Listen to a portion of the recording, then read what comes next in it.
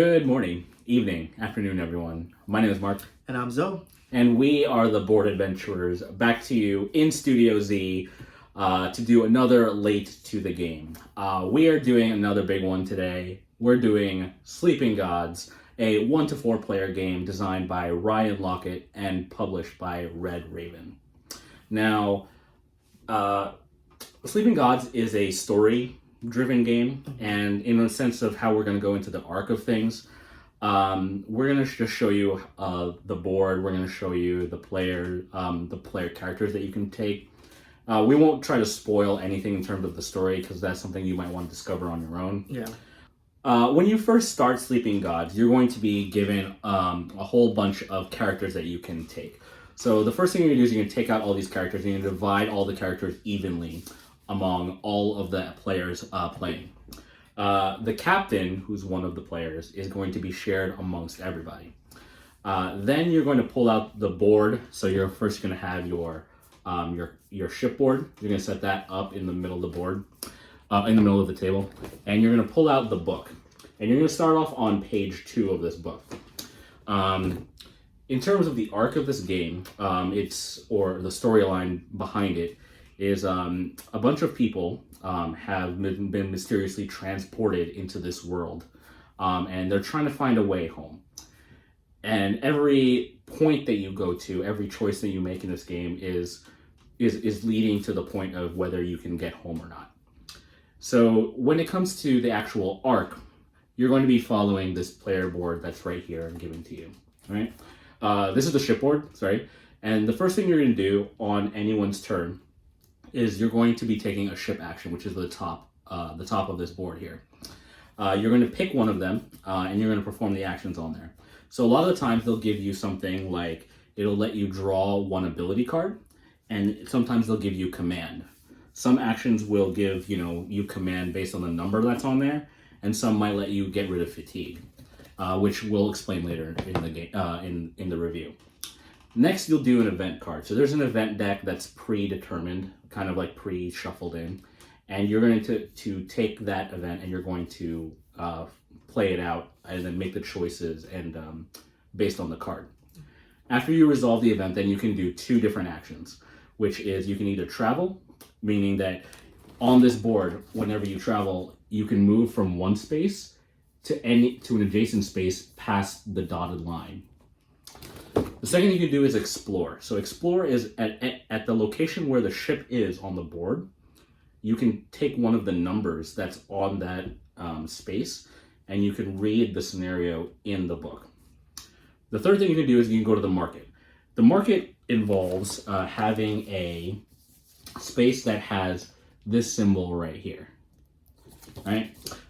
You can buy items that can give your party different abilities, different aspects whenever you're, taking scenarios on. And then finally you have port. So port's a way for you to level up your characters. So during the game, you're going to be gaining experience in several ways. You can spend that to get, certain ship members will get a better ability. You can also heal characters because you'll get damaged as you go. You can repair your ship, which will get damaged again as you go. And you can do a couple other things. And then you're going to keep playing until certain scenarios, like there's a certain amount in the event deck that will run out, and then a bigger event is going to happen. And then if you make it through there, you're going to be cycling back to it, and you'll be playing this game either until you finish the game and you run into an end scenario, or if your characters die. And then it's kind of like an open world type of aspect, but that's about the way Sleeping Gods plays. What do you think? Yeah, so Sleeping Gods is really the first Red Raven game that I've played. So I didn't know what to expect. I also haven't really played many story-based games. This is, again, one of the first that I played, and I was kind of blown away by how engaged I was throughout the whole campaign that we completed. Right. By the way, we completed a full campaign of this game, and we were fully engaged the whole time. Yeah. We were really into the story. The gameplay itself was, I wouldn't say simple. It seems like there's not a lot going on. But that was also really engaging as well, just kind of managing your crew of people, knowing each of their specialties, gaining cards to upgrade them as well, and how you're utilizing them throughout the story.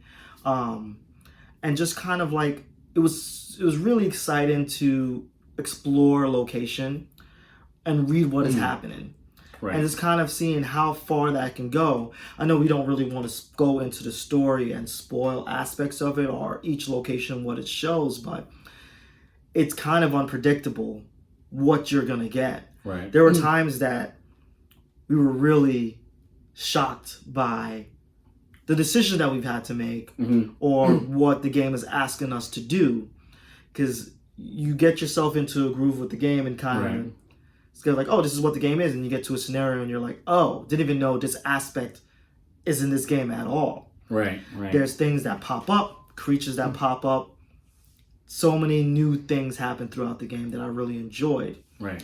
The least interesting aspect of the game for me, I'm curious how you feel as well, is the combat part of it, which is the most gamey aspect of this game, because it's combat when you're fighting someone, which originally when we were learning the game, I was like, all right, this is probably going to be the part that I'm most interested in because it's the most gamey aspect of it. But whenever we got to a scenario and we had to fight someone, I was like, all right, let's get this battle over with. Right. I want to know what happens afterwards. This is what I'm most interested in. And I think there are too many instances in this game where you're put in a scenario where you have to do combat. Okay. And I found that to be the least interesting aspect of the game, but I understand why it's there. Right. But what do you think of this game? I enjoyed this game a lot.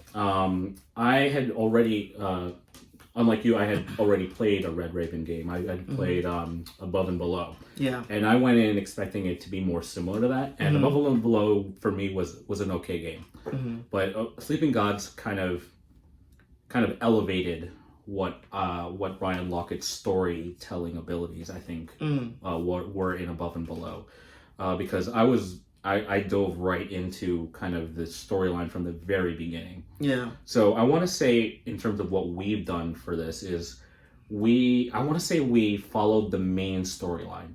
It felt like the very first thing that we went to, which, they put us in that first scenario, we kind of followed that out and we started leading into that pathway. Yeah. And that's how we ended up where we were at the end. Yeah. One of the beauties of this game is that you don't have to follow that storyline pathway. No. Is that you can go anywhere you want and discover new storylines. And one of the cool things about this game is that when you get to a location, they have keywords that lock in, right? Those keywords will proctor whether you go into a certain part of that scenario. So like, say I went to example 73 location and the word was, say, snake. If I don't know what snake was, I wouldn't be able to figure out anything on that location. We might be like, oh, let's look around and see if we can find snake somewhere around here. Yeah. That was really cool about it. I agree with you. The combat for me lengthened the game out a little too much for my taste. But I understand why they have that in there. Yeah. In terms of combat itself, what we're trying to, or what we discover when we do combat is, it'll tell us certain cards to draw out of an enemy deck, and you're going to flip them and you're going to line them up next to each other. When you do an attack mode, so a lot of these, so each of these characters are going to have their own attack value on the bottom. When they attack, they can damage any one piece on any of the enemies, but you always have to fill them in orthogonally from where your starting damage comes in. Yeah. So the puzzle becomes, oh, I wanted to be able to kill this thing right away, but I can't because I need a third damage to go to the side. Yeah. And that's where kind of like a lot of it comes in. One of the cool things though about combat is that you can do splash damage almost starting on one card. You can actually jump to the next card and that card won't attack you immediately. Like, some cards have hit back. You can avoid that by doing splash damage, which was like pretty cool in terms of what we did. Yeah. But for me, my favorite parts were doing any kind of storyline that involved tests. So tests are basically anything that requires the symbols on the right side of a player board. They'll tell you in any scenario what the type of test is, and then you can assign certain amounts of your characters that you have under your own control to do that test. If you want to take any other players' crew members and add them, you have to pay command to use them. Yeah. And that's where the command is so important, because command almost does everything in this game. Yeah. They use items. They they can make you have rerolls. You can get command of other crew members. That's to me where the beauty of that game was in the testing and then the writing and the story. Yeah, 100%. Yeah, but yeah. One thing I did really enjoy about this game, we put about 10 to 15 hours into this game. Completed roughly. I want to say we're like around 20. You think 20? I think we're around 20. That sounds about right. Somewhere around that 10 to 20 range. And I feel like we maybe saw a tenth of the game. I would think so. It's huge. There's so many areas we haven't seen. There's so many keywords we got that we didn't really utilize. And it was just kind of, the replay value of this is insane. Yeah, so like when we got the board, right? So you start off on one page of the board. At the ends of each of the spaces where your boat can go into a different page of the board based on what you see on that page. So when you do a movement, you can move to that page. There were I think we only went to maybe 5 or 6 pages of this entire thing in the course of this. Yeah. One thing though I do wish the game kind of had was more of a keyword tracker sheet. We after about the first hour playthrough, we realized we really should be keeping track of the keywords and where they are, because you're gonna find keywords and go okay, this keyword corresponds to this specific number, which means we should probably double back over there, and we really have to keep track of what we already saw, what is needed to expand upon that specific area. Right. And I think we had to have a separate notebook to keep track of everything. So to go back onto that, so we figured out a keyword that we were this is from somewhere we've already been. Exactly. We spent almost an hour, which is roughly maybe 3 turns roughly. Yeah. Trying to find that location. Yeah. And so we spent a lot of time in this game trying to find that location again, when really we should have just been writing down, hey, this number associates to this word. Yeah, so that's one thing I wish there should have been just a sheet of paper, keyword location found or something like that, so you could keep track of everything. We didn't realize that we needed to do something like that until the first hour. But that's a big con for me, but very minuscule. But yeah, the game is huge. It's gonna be, there's at least 100 hours of gameplay in this. Yeah, and to see everything. And then when you finish the game, again, not to try to be too spoilery, if you decide to play it again, there's end game conditions where if you decide to come back to it a second time, it gives you an updated way of starting the game. There's so many ways to end the game. To me, I was man, I want to play this again, because now I get a new way of starting. I know certain piece of information already. Yeah, the way our game ended too, it was very specific because of something that we specifically found that led us down that avenue. But it could have been completely different based off what we saw, which is something I really enjoyed. And we ended the game and we were this is a game you can't call away. Yeah. You got to keep playing this game to see everything. But yeah, it's a game we really enjoyed. Was there any other cons for you for this game? Not really. I get why the game is as long as it needs to be, because it needs to tell a very cohesive storyline. I think the event deck action again it works very well. The actions, the porting, it feels balanced when you're doing battles. You're kind of almost you're almost about to get beat down, but then somehow you make your way out of it. Yeah. The command tokens, I think, are one of the better parts of this game. I think the crew members, they all have different kind of abilities, so they kind of they're tethered to one certain aspect that they need to do. Like, Yeah. if a person was to get fatigued or poisoned, the doctor is like the best bet as to how to heal it without having to go back to port. Yeah. Right. That's true. Yeah. Or like the guy that's the buff guy. He's definitely like a bruiser. So Yeah. like he'll take a lot of battle damage. Mm-hmm. But it still works very well. Yeah. In my opinion. Agreed. Yeah. I guess the one thing with this game too is because there's so much in it, and I feel like this is something that we could play for a long, long time. I have zero interest in like the expansions or the sequel of this game because I feel like this is enough for me. The board does come with a bottom section where you can add in the expansion. Yeah. But again, that'll be something if you really are into this game and you've played many iterations of this game, it'd be something you'd want to look into. Yeah, yeah. And maybe eventually, if we ever come back to this, I'd like to bring back maybe a larger group to this besides the two of us. True, yeah. And then kind of get like a bigger group to like do a longer version of this game. Agreed. I think I would be curious to see how this plays because we played this campaign with just the two of us. So I'm curious how this campaign will work with a full 4. Yeah, because now we were dividing out between crew members between multiple people. Yeah, we now need to spend more command to try to get them to help us. Yeah, and one of the things we did forget to mention here is that the game kind of recommends using this app that reads the scenarios to you. It adds background music and voice. A lot of color commentary. It really adds to the atmosphere of the game. Yeah, which really for a game like this, which is really mainly story, which is the enjoyment of the game.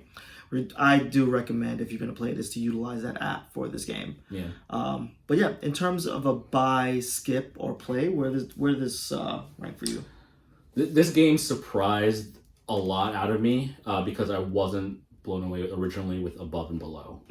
But this game is one of my favorite games I played this year.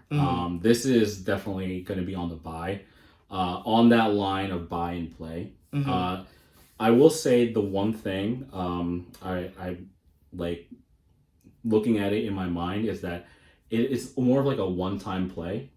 It's like once you get through the storyline, you kind of have a general idea of how most of the locations will go. Even though you might not remember it the second time, like playing it a second time is not going to give you that same surprise, I think, as you're expecting the first time. Because like if you've been to that same city, then it's like, oh, I remember what happened last time I was here in the previous game. To me, I view that as like slightly diminishing very far into the future. But this is definitely worth a play when this is definitely worth a play. If you can find a group that already has the game, definitely try to join it. Because I was very surprised at the gameplay for this. But this is that line of play and buy. I think for this is a straight buy for me. This is one of my favorite games I've played in some time. It really surprised me. I thought the story was very compelling.